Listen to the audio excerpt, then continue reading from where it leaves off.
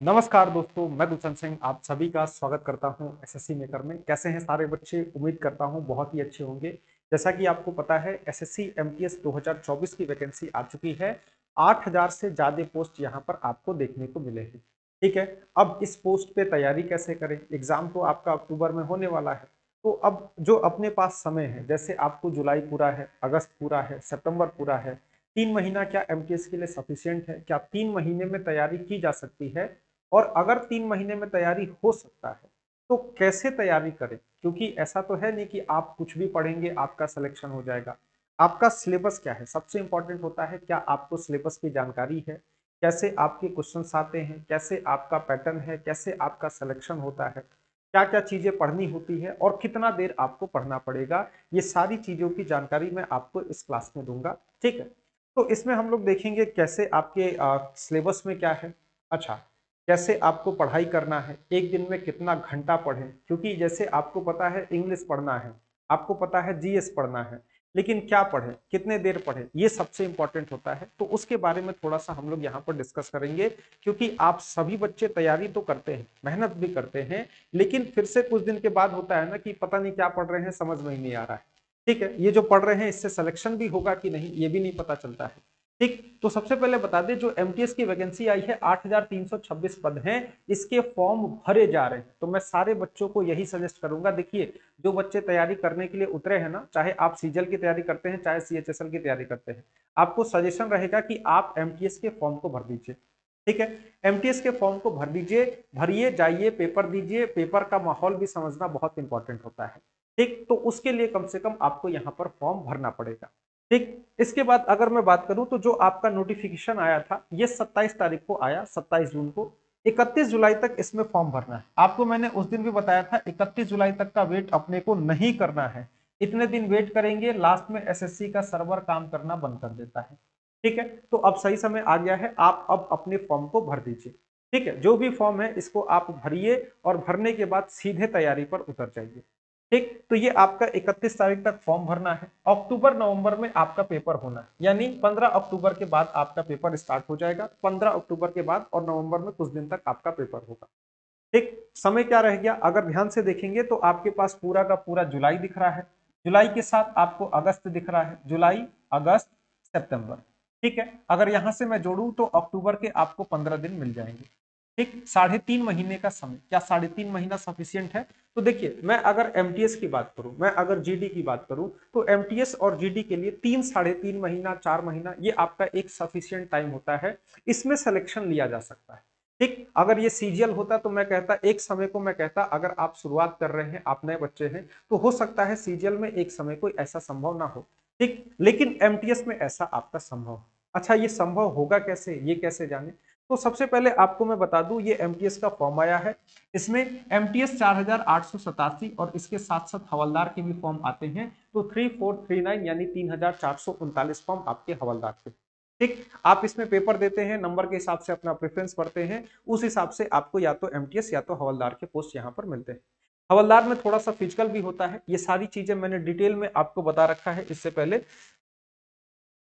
एक वीडियो के माध्यम से मैंने सारी की सारी चीजें डिटेल में बता रखी है। इसमें सिर्फ और सिर्फ हम लोग क्या पढ़ना है इसी पर डिस्कस करने वाले हैं। अगर आप एमटीएस के सिलेबस को देखेंगे तो सबसे पहले जो आपका एग्जाम होगा, एग्जाम में 2 सेशन आपके होते हैं। एक ही दिन आपका पेपर होता है। उसी में जो पहले जैसे क्या होता था, पहला चारों एक ही साथ होता था, एक ही पेपर होता था, उसमें चारों चीजें आती थी। तो जैसे बच्चे क्या करते थे, जीएस से समय बचा लेते थे, इंग्लिश से समय बचा लेते थे, और उस समय को हम लोग मैथ रीजनिंग में इस्तेमाल किया करते थे।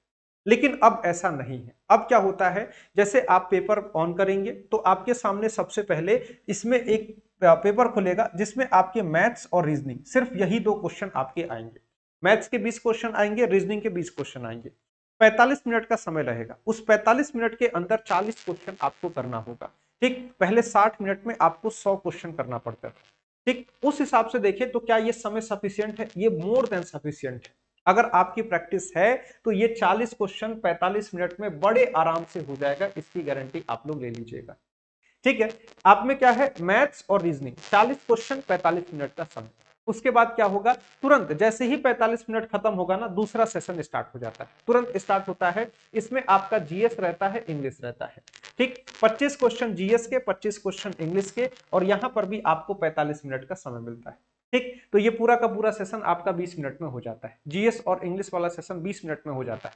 और पहले जो यही समय बचता था ना, इसको बच्चे मैथ और रीजनिंग सॉल्व करने में इस्तेमाल करते थे। लेकिन अब मैथ रीजनिंग की बात करें तो मैथ रीजनिंग तो सिर्फ और सिर्फ क्वालिफाइंग है। ठीक है, सिर्फ और सिर्फ क्वालिफाइंग, 10-12 क्वेश्चन करिए और यहां पर, ठीक है, सिर्फ आपको क्वालिफाई करना है। 10-12 क्वेश्चन करिए आप, यहां पर 10 क्वेश्चन रीजनिंग के कर दीजिए, 12 क्वेश्चन इसके कर दीजिए, क्वालिफाई हो जाएंगे। ठीक है, इससे ज्यादा इसमें कुछ नहीं करना है। 30% नंबर लेके आने हैं, 18 नंबर होते हैं। ठीक है, 30 या 40% जो भी हो, 30-40%, 18-20 नंबर आपके होंगे, आप 10-10 क्वेश्चन कर लेंगे, क्वालिफाई। ठीक है, और साथ में आपका क्या है, यहां पर आपका इंग्लिश और जीएस, अब इस पर आपका मेरिट बनता है। ठीक है, इसके हिसाब से आपका मेरिट तय होगा कि कितने नंबर आपके आ रहे हैं, उस हिसाब से आपको पोस्ट यहां पर दी जाती है। इस बात का भी ध्यान रखिएगा। ठीक, तो क्या इंपॉर्टेंट सिर्फ जीएस और इंग्लिश ही है, क्या हमको मैथ्स रीजनिंग नहीं पढ़ना है, तो इसके बारे में भी आपको थोड़ा सा हम यहां पर बताते हैं। जब यहां पर हम लोग सिलेबस के ध्यान देंगे तो सिलेबस में जरा आप देखिए क्या लिखा हुआ है। आपका इतना बड़ा मैथ्स है, ठीक है, इतना बड़ा रीजनिंग है, लेकिन क्या फायदा है, तो सिर्फ क्वालिफाइंग है, तो क्या इसमें खूब ज्यादा मेहनत करना पड़ेगा। अच्छा, इसके साथ आपका क्या है, जनरल अवेयरनेस है, और इसके साथ आपका इंग्लिश है। अब देखिए, आप बच्चों से मैं एक चीज पूछना चाहूंगा कि क्या आप अदर एग्जाम्स की तैयारी कर रहे हैं। जैसे बहुत से बच्चे होते हैं सीएचएसएल की तैयारी कर रहे हैं, सीजीएल की तैयारी कर रहे हैं, ठीक है, रेलवेज की तैयारी कर रहे हैं, तो इस सब चीजों की तैयारी करते हैं, या फिर आपका मेन एम है कि इस बार एमटीएस का ही पेपर किसी भी हिसाब से निकालना है। ठीक, देखिए, अगर मैं सिर्फ एमटीएस की बात करूं तो एमटीएस में मैथ्स रीजनिंग कैसे होगा। तो अगर मैं यहां पर रीजनिंग की बात करूं, जैसे अगर मैं देखूं, जैसे आपका दो चीज है, मैथ रीजनिंग जो कि सिर्फ क्वालिफाइंग है, इंग्लिश जीएस जिसके बेस पर मेरिट बनेगा। ठीक, तो अगर मैं आपसे मैथ्स की बात करूंगा यहां पर, जैसे जो मैथ्स आपका है, तो मैथ्स की या फिर रीजनिंग की, तो रीजनिंग में आपको करना क्या है, रीजनिंग के लिए आपको मैं बता दूं, रीजनिंग के लिए आपको प्रीवियस ईयर क्वेश्चन पेपर निकाल लेने हैं। ठीक है, प्रीवियस ईयर क्वेश्चन पेपर आपको कहीं भी मिल जाएगा, और मैं ये नहीं कह रहा हूं सिर्फ एमटीएस का निकालना है, आप किसी भी एग्जाम का निकाल लीजिएगा, एमटीएस, सीजीएल, सीएचएसएल, किसी भी एग्जाम का निकाल लीजिएगा, रीजनिंग का सिलेबस आपका सबका सेम है। ठीक है, आप ये सारी चीजें पढ़ेंगे, सबका सब आपका रीजनिंग का सिलेबस सेम। आपको एक दिन में मात्र 2 पेपर लगाने हैं। ठीक है, इसके एक दिन में 2 प्रीवियस ईयर पेपर आपको यहां पर लगा लेने हैं। ठीक, इसमें आपको मुश्किल से 30 से 40 मिनट, या फिर हो सकता है शुरुआती दौर में आपको 1 घंटे का समय लग जाए। ठीक, इसमें कुछ क्वेश्चन ऐसे होंगे जिसको आप सॉल्व कर पाएंगे, कुछ क्वेश्चन ऐसे होंगे जो आपके सॉल्व नहीं होंगे, उनका आप सॉल्यूशन देखेंगे, सॉल्यूशन करने का तरीका देखेंगे। ठीक है, और उससे करते करते मैं आपको बता रहा हूं, 3 महीने का मतलब आप समझ रहे हैं, आपके पास 100 दिन से ज्यादा का समय। अगर आप 2 प्रीवियस ईयर पेपर लगाते हैं तो यहां पर 200 से ज्यादा पेपर आप लगा लेंगे। ठीक है, 200 प्लस पेपर आपका सॉल्व हो जाएगा, और इसमें रीजनिंग आपका बहुत बढ़िया हो जाएगा। सिर्फ मैं क्वालिफाइंग की बात नहीं कर रहा हूं, रीजनिंग आपका बहुत बढ़िया हो जाएगा। ठीक, तो रीजनिंग के लिए क्या इतना सफिशियंट है, ये आपके लिए सफिशियंट है। अगर किसी एग्जाम की तैयारी करते हैं, पहले से रीजनिंग पढ़े हुए हैं, तब तो और बेहतर हो जाएंगे। ठीक है, और आपको लगता है कि आगे चल के अदर भी तैयारी करनी है, नहीं मुझे तो रीजनिंग पढ़ना है, तो आप बिल्कुल फ्री हैं, आप रीजनिंग पढ़ सकते हैं।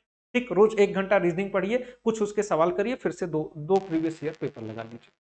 अच्छा, मैथ्स में क्या करेंगे, देखिए रीजनिंग में क्या होता है ना, रीजनिंग जैसे कुछ क्वेश्चन हम लोग देखते हैं तो रीजनिंग समझ में आने लगता है। ठीक, रीजनिंग जैसे समझ में आ जाएगा, पेपर कटिंग है, पेपर फोल्डिंग है, आपका सीरीज के प्रश्न है, अच्छा इसमें 2 बढ़ रहा है, इसमें 4 बढ़ रहा है, इसमें ऐसे बढ़ रहा है, ये सारी चीजें रीजनिंग में अपने आप समझ में आने लगती है। लेकिन जब मैथ्स की बात आती है, तो है तो मैथ्स भी क्वालिफाई, है तो आपका मैथ्स भी क्वालिफाई, और मैं आपसे कह रहा हूं, जैसे आप 30% 40% के चक्कर में मत फंसिएगा, मैं आपसे ये कहता हूं बेहतर परफॉर्मेंस अपना दीजिए।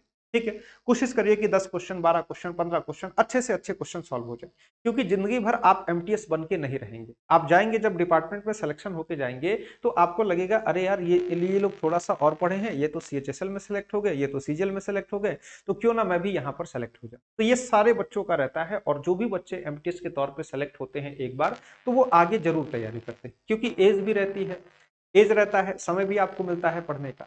तो मैथ्स के लिए क्या करें, अब देखिए मैथ्स में क्या है ना, जैसे रीजनिंग तो आप प्रीवियस ईयर क्वेश्चन लगा लगा के आपका हो जाएगा। मैथ्स में अगर आपको मैथ्स आता है और सिर्फ एमटीएस पे फोकस है, तो आप प्रीवियस ईयर के पेपर यहां पर भी लगाइए। नहीं तो आपको ये क्या करना होगा, ये आपको पढ़ना होगा चैप्टर वाइज। ठीक, ये आपको चैप्टर वाइज पढ़ना होगा। कम से कम आपको बेसिक कॉन्सेप्ट और साथ में बेसिक से क्वेश्चन बनाने आने चाहिए। मैं ये नहीं कह रहा हूं मैथ में आपकी खूब प्रैक्टिस हो, खूब आप धुरंधर है तभी आप एमटीएस का एग्जाम निकाल पाएंगे, नहीं, क्वालिफाइंग है, आपके पास समय भी बहुत ज्यादा है, आपको क्वेश्चन सॉल्व करना आता है किसी भी मेथड से, लॉन्ग मेथड हो शॉर्ट मेथड हो, बहुत ज्यादा प्रैक्टिस नहीं है लेकिन हाँ क्वेश्चन कर लेंगे, क्वेश्चन तेज तो नहीं कर पाएंगे लेकिन क्वेश्चन कर लेंगे, तो उससे ही ये आपका क्वालिफाई हो जाता है। तो करना कैसे है, एक बार आपको सारी की सारी चैप्टर वाइज चीजें पढ़ लेनी, चैप्टर वाइज पढ़ना है, इसका आपको नोट्स बना लेना है, उसके बाद इसका रिवीजन और रिवीजन के साथ इसका नोट्स बनाएंगे, ठीक है, इसका आप यहां पर रिवीजन करेंगे, ठीक, नोट्स इसका रिवीजन, और इसमें आप ज्यादा से ज्यादा प्रीवियस ईयर क्वेश्चन जितना ज्यादा आपको हो सके लगा लीजिएगा, जितना ज्यादा प्रीवियस ईयर क्वेश्चन लगाएंगे, और प्रीवियस ईयर क्वेश्चन भी ध्यान रखिएगा आप यहां पर जब प्रीवियस ईयर क्वेश्चन लगा रहे हो तो आप एमटीएस और जीडी एग्जाम्स के, ठीक है, एमटीएस के एग्जाम के, जीडी के एग्जाम के, सीजीएल सीएचएसएल अगर आप लगा रहे हैं तो सिर्फ और सिर्फ अर्थमेटिक, अगर कोई बुक रखे हैं जिसमें प्रीवियस ईयर के पेपर दे रखे हैं, प्रीवियस ईयर के क्वेश्चन दे रखे हैं, तो सिर्फ अर्थमेटिक क्वेश्चन को आपको लगाना है, ठीक। अब आप ध्यान दिए होंगे मैंने रीजनिंग और मैथ्स पे बहुत ज्यादा जोर नहीं डाला, सीजीएल सीएचएसएल का एग्जाम होता है ना, चाहे रेलवे का एग्जाम होता तो आपको मैथ्स पे रीजनिंग पे मैं रोज आपको मैथ्स पढ़ने को कहता, मैं कहता रोज 2 घंटा मैथ्स पढ़िए, रोज 1 घंटा आप कम से कम रीजनिंग पढ़िए, ठीक है, अगर सीजीएल सीएचएसएल का एग्जाम होता। लेकिन अब जैसा एग्जाम है इसी के हिसाब से हम आपको स्ट्रेटेजी भी बताएंगे कि इसी के हिसाब से कैसे पढ़ना है। अब सबसे इंपॉर्टेंट पोर्शन आ जाता है जीएस और इंग्लिश, अब यहां पर गलती की कोई गुंजाइश नहीं, ठीक, अगर यहां से समय बच रहा है तो उस समय को आपको यहां निवेश करना होगा, ठीक, जीएस पर इंग्लिश पर उस समय को आपको यहां पर निवेश करना होगा।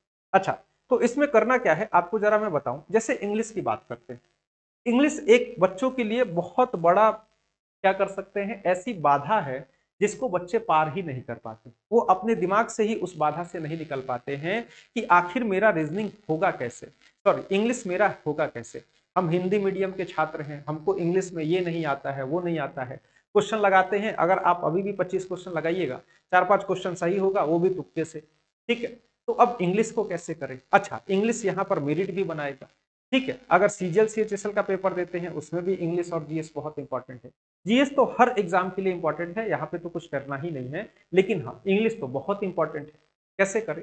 अब देखिए इंग्लिश अगर मेरे हिसाब से समझेंगे तो 3 पार्ट में मैं इसको बांटता हूँ। सबसे पहला पार्ट होता है वोकैब, ठीक, दूसरा पार्ट होता है क्लोज या पैसेज रीडिंग का पार्ट होता है, और तीसरा पार्ट होता है इसमें ग्रामर। आप बच्चों के लिए अगर एमटीएस की बात करें तो इंग्लिश बहुत आसान आती है एमटीएस में, comparison to CGL CHSL MTS की इंग्लिश बहुत आसान है, और बहुत आसानी से 2 से 2.5 महीना, 2 महीना भी ज्यादा समय होता है, 2 महीना में इसको सीखा जा सकता है। कैसे सीखेंगे, तो यहां पर लगेगा समय, मैं अभी भी बता देता हूं इसमें समय लगेगा।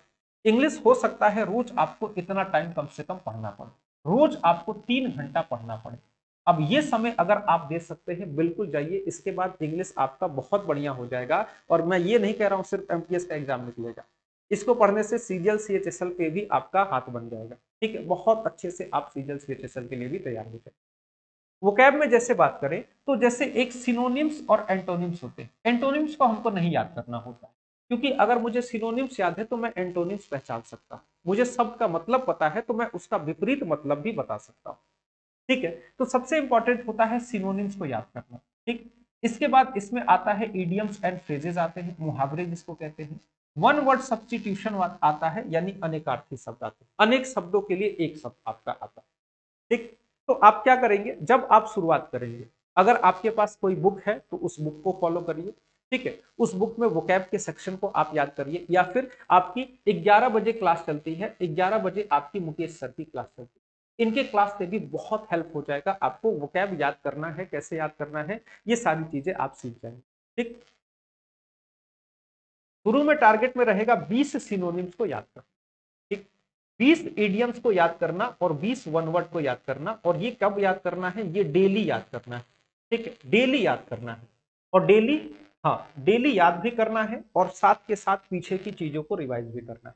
जैसे अगर मान लीजिए आज आपने शुरू किया, आज आपने 20 वोकैब याद की, उस कोई भी बुक आप लिए हो 1 से 20 तक वोकैब आपने याद किया, कल क्या करेंगे, कल 21 से 40 वोकैब याद करेंगे, लेकिन उससे पहले 1 से लेके 20 तक वोकैब का रिवीजन, ठीक, अगले दिन क्या करेंगे 41 से 60 वोकैब याद करेंगे, लेकिन उससे पहले 1 से लेकर 40 तक वोकैब का रिवीजन, ठीक, अच्छा, अब इसमें क्या होता है, बच्चे आगे याद करते हैं, पीछे भूलते जाते हैं, इसीलिए मैं कह रहा हूं पीछे की चीजों का रिवीजन डेली होना चाहिए।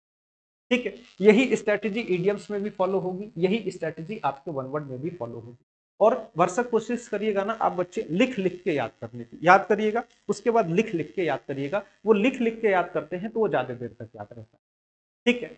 अच्छा, अब इसमें आपके साथ दिक्कत क्या होगी मैं आपको बता दूं, जब आप वोकैब याद करना शुरू करेंगे, हो सकता है आपका शुरुआती दौर में शुरू के 10-15 दिन तक वोकैब याद ही नहीं होता है, क्योंकि कभी इंग्लिश शब्द हम लोग जल्दी सुनते ही नहीं है, बहुत ज्यादा नहीं पता है, वोकैब याद ही नहीं होता है। हो सकता है ना शुरुआत में, मैं सिर्फ शुरुआत की बात कर रहा हूं, ये 60 वोकैब याद करने में 1.5 से 2 घंटे का आपका समय चला जाए।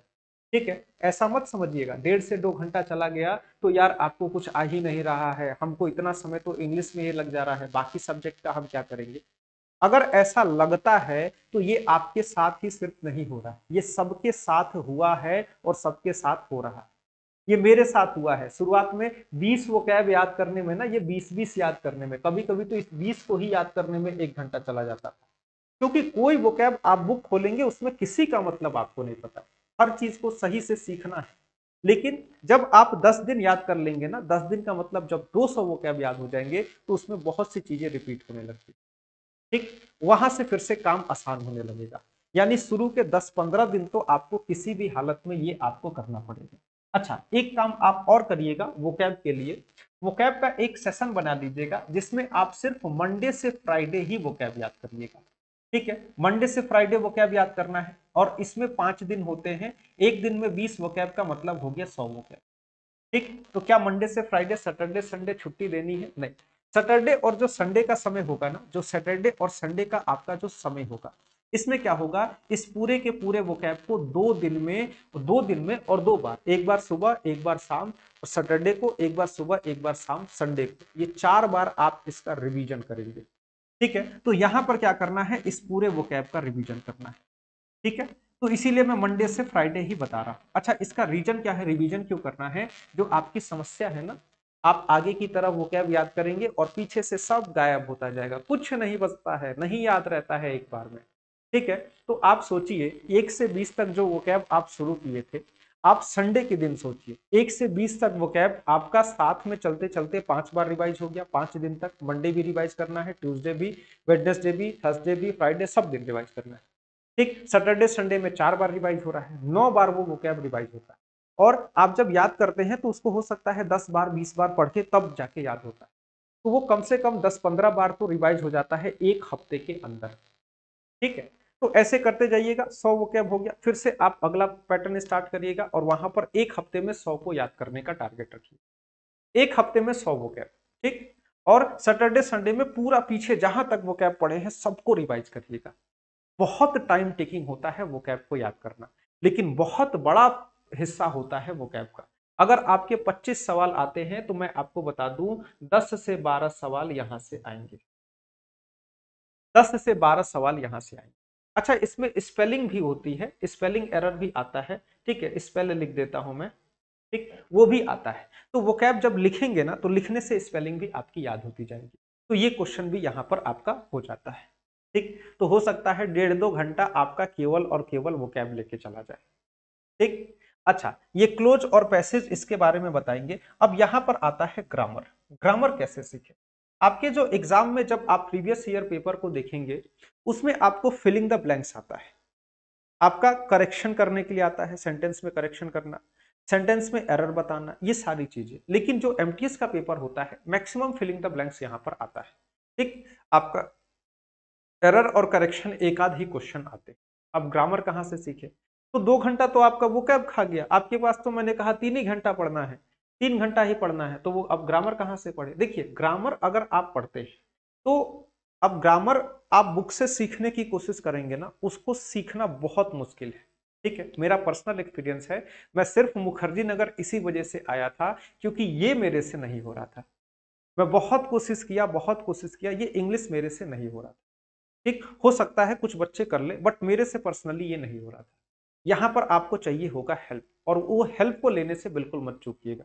ठीक है, इसके लिए आपको क्लास करनी पड़ जाएगी। ठीक है, अगर आप खुद से कर लेते हैं तो बहुत अच्छी बात है, मैं आपको मना नहीं कर रहा हूं, नहीं तो आपको ग्रामर की क्लास करनी पड़ जाएगी। ठीक है, आप मुकेश सर से पढ़िए। आपके पास सबसे बेस्ट ऑप्शन अभी कोई है इंग्लिश के लिए तो वो है आपके मुकेश सर। आपकी ही लैंग्वेज में आपको बहुत बढ़िया से ग्रामर और साथ में वोकैब ये सारी चीजें आपको सिखा देंगे। ठीक है, इनकी क्लास करेंगे, इनके क्लास के बाद जो भी आपको ये पढ़ाएंगे उसको रिवीजन करने में 30 मिनट का समय जाएगा।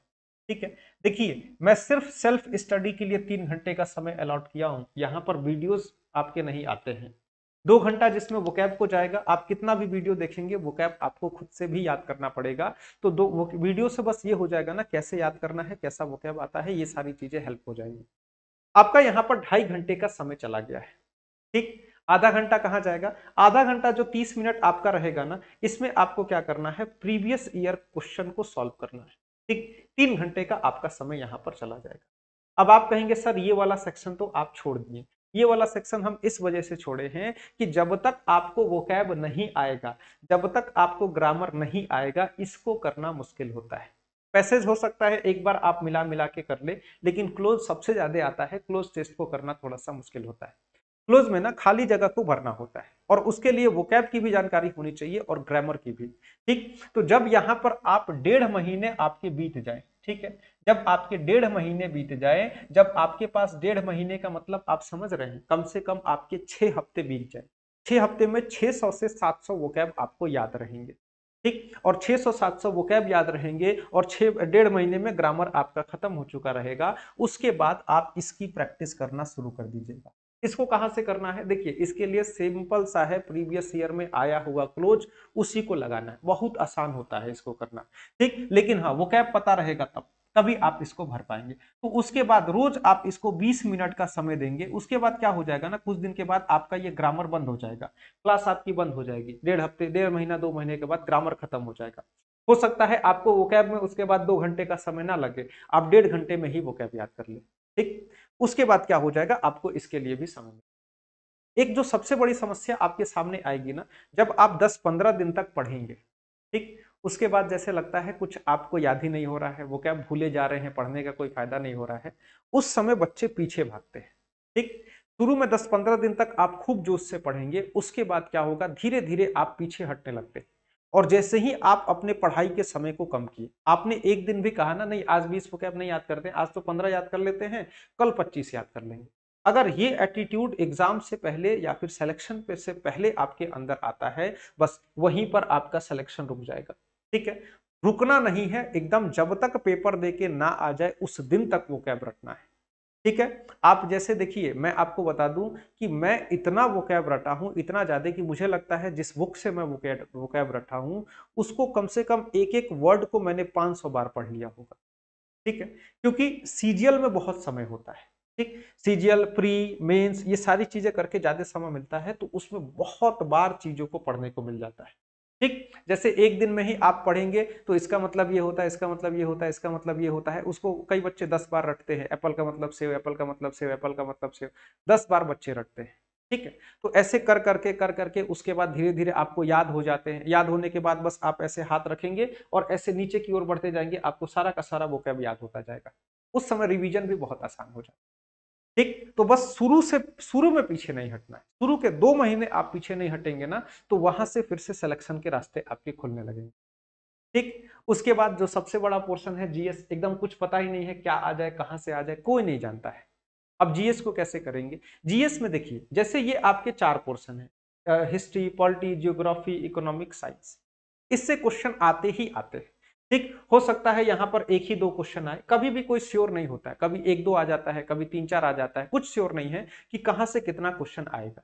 ठीक, इसको कैसे करेंगे? तो इसको भी आपको पढ़ना पड़ेगा।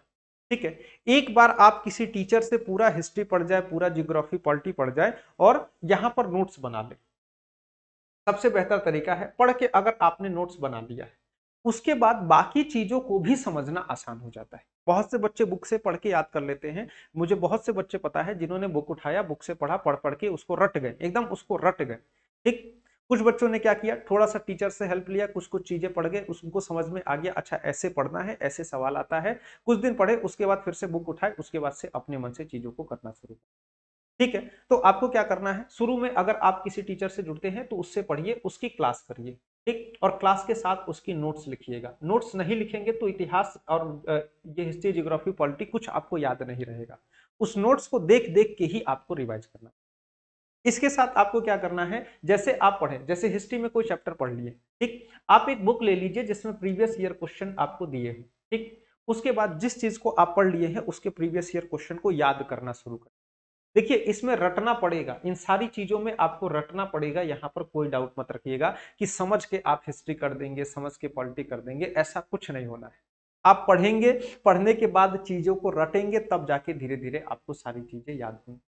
ठीक, इसको करने के बाद ये जैसे करंट अफेयर होता है, तो करंट अफेयर अगर आप लास्ट के 2 3 महीना 4 महीना 6 महीने का अगर आप करंट अफेयर पढ़ लेते हैं ना, 6 महीने का करंट अफेयर, तो इसमें आपकी ये चीजें तैयार हो जाए। ठीक, और स्टैटिक पोर्शन आपके बुक में या फिर आपको ऐप पर भी पढ़ाया जाता है, ये सारी चीजें उसमें होती हैं। स्टैटिक में क्या क्या आता है, वो कुछ क्वेश्चंस होते हैं जो कि रिपीट होते हैं, कई बार रिपीट होते हैं, प्रीवियस ईयर क्वेश्चन में भी देखेंगे। ठीक है, चाहे बुक्स में भी बहुत सी चीजें मिल जाएंगी, उनको देख देख के रखना पड़ेगा। ठीक है, तो इसका क्या तरीका है, देखिए इसमें मैं बस एक ही तरीका मानता हूं ना, इसमें आपको रटना पड़ेगा हर एक चीज को। और सबसे बेस्ट रटे क्या, तो मैं तो आपसे कहता हूं प्रीवियस ईयर क्वेश्चन रख लीजिए। ठीक, या फिर कोई किताब ले लीजिए जिसमें आपकी चीजें दे रखी हो, हिस्ट्री के क्वेश्चन दिए हो, पॉलिटी के दिए हो, ज्योग्राफी के दिए हो, उसके रट लीजिए। रटने में आसान कैसे हो जाएगा, अगर रटना ही है तो कोई आसान तरीका, तो रटने में आसान आपका काम करता है, कहीं से क्लास कर लीजिए।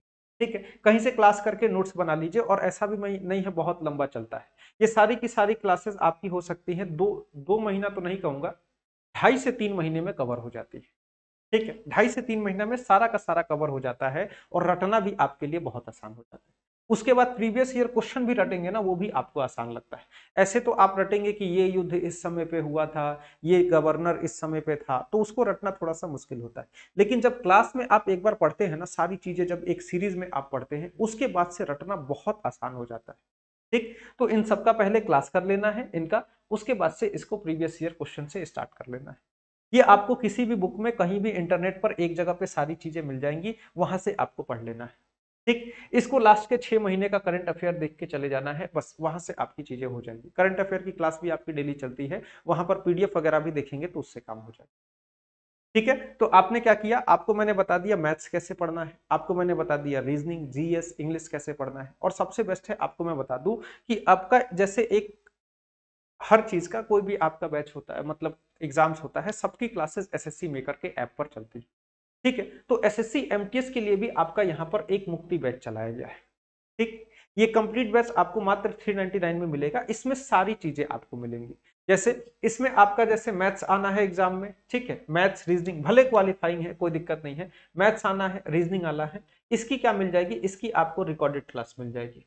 ठीक, आप अपने हिसाब से उसको देखिए, आपको जिस चैप्टर में डाउट है उस चैप्टर को देखिए, उसके बेसिक को समझिए, प्रीवियस ईयर क्वेश्चन लगाइए, वहां से ये चीजें तैयार हो जाएंगी। ठीक, इसमें जैसे इंग्लिश है, आपका जीएस है, इसकी क्लासेस आपकी लाइव रहेंगी। क्यों, क्योंकि इसके हिसाब से आपका मेरिट बनना है, तो इसकी लाइव क्लासेस आपको मिलेगी। ठीक है, इसकी लाइव क्लासेस मिलेगी, डेली इसकी क्लास चलेगी, मुकेश सर आपको डेली जीएस ग्रामर भी पढ़ाएंगे, आपको वोकैब भी पढ़ाएंगे, साथ में आपकी जीएस की क्लासेस, साइंस की क्लासेस, ये सारी चीजें आपकी चलेंगी। ठीक है, अगर एग्जाम की तैयारी करनी है तो आप सभी के लिए सबसे बेस्ट होता है कहीं एक जगह पे सारी चीजें एक पैटर्न में आपको मिल जाए। ठीक है, और उसके लिए सबसे बेस्ट ऑप्शन है आपका एसएससी मेकर का आप ऐप डाउनलोड करिए। ठीक है, एसएससी मेकर के ऐप पर आप जाके मुफ्ती बैच से ज्वाइन कर लीजिए, बहुत ज्यादा समय आपको नहीं लगाना है सोच विचार करने में कि नहीं हम तो यूट्यूब से पढ़ लेंगे, ठीक है, हम यहाँ से पढ़ लेंगे, वहां से पढ़ लेंगे, ऐसा कुछ नहीं करना है। ठीक है, और जिन बच्चों ने आज से पहले, जैसे आपको अगर जीडी की तैयारी किए हैं तो मैथ्स भी पढ़े हैं, रीजनिंग भी पढ़े हैं, जीएस भी पढ़े हैं, आरपीएफ की तैयारी किए हैं, यूपी पुलिस कांस्टेबल की तैयारी है किए हैं, अगर इन सभी एग्जामों की तैयारी किए हैं ना, तो आपको सिर्फ और सिर्फ इंग्लिश पढ़ने की जरूरत है। ठीक है, सिर्फ इंग्लिश पढ़ेंगे, सिर्फ इंग्लिश को समझ लेंगे ना, तो उतने में आपका सिलेक्शन होगा। ठीक, तो आपको एसएससी मेकर के ऐप पर ही सिर्फ और सिर्फ इंग्लिश की भी क्लास अवेलेबल करा दी जाएगी। ठीक है, तो सिर्फ आपको इंग्लिश भी मिल जाएगा, जो बच्चे पहले पढ़ रखे हैं सिर्फ उनको। ठीक, और सिर्फ इंग्लिश पढ़ने से ही आपका सिलेक्शन हो, क्योंकि बाकी चीजें आप हो सकता है दूसरे जगह पढ़ी हो। अब ऐसा है नहीं कि मैथ्स यहाँ पर बदल जाएगा, जीडी में मैथ्स अलग था, एमटीएस का मैथ्स अलग आता है, आता भी है तो क्वालिफाइंग ही तो है, कौन सा बहुत बड़ा चीज यहाँ पर। ठीक है, तो आप सभी के सभी बच्चे पढ़ाई को शुरू कर दीजिए। और कोई भी डाउट हो, किसी भी चीज को लेके आपको डाउट हो तो आप सारे बच्चे कमेंट बॉक्स में जरूर लिखिएगा। ठीक है, कल से आपकी यूट्यूब पर भी क्लास स्टार्ट होगी। सुबह में 8 बजे मैं आपको मैथ्स पढ़ाऊंगा। ठीक है, आपको 11 बजे 9 बजे आपके मुकेश सर आपको इंग्लिश पढ़ाते हैं, 11 बजे आपको वोकैब पढ़ाते हैं। ठीक है, इसके साथ आपका 6 बजे शाम को अनंत सर आपको जीएस पढ़ाएंगे, 4 बजे आपकी रीजनिंग की क्लासेस चलेंगी। ठीक, तो आपसे मिलते हैं अब मैथ्स की क्लास में। 8 बजे आप सारे बच्चे क्लास में आइएगा। कोई भी डाउट होगा आप कमेंट बॉक्स में जरूर लिखिए। ठीक है, मिलते हैं आपसे क्लास में, तब तक सभी बच्चों को नमस्कार, जय हिंद।